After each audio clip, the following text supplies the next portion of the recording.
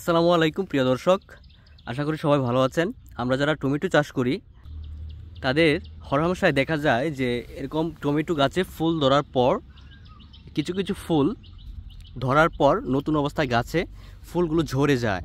অর্থাৎ এই ফুলগুলোতে টমেটো ধরে না, জাস্ট ফুলগুলো হয়, ফুলগুলো ঝরে যায়। তো সেক্ষেত্রে আপনাদের করণীয় হচ্ছে টমেটোর যাতে প্রচুর পরিমাণে গাছে স্ত্রী ফুল আসে, সেক্ষেত্রে আপনাদের কাটিং করে দেওয়া। অর্থাৎ টমেটো গাছে পুরুষ ফুল এবং স্ত্রী ফুল উভয়ই হয়। সেক্ষেত্রে আপনাদের লক্ষ্য রাখতে হবে যে টমেটো গাছে পর্যাপ্ত পরিমাণ যাতে শাখা প্রশাখা হয় সেই বিষয়ে খেয়াল রাখা।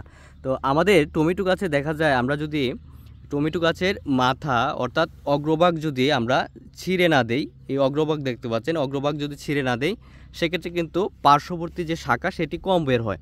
তো টমেটো গাছে আমাদের লক্ষ্য রাখতে হবে যে পার্শ্ববর্তী শাখা যাতে বেশি বের হয়।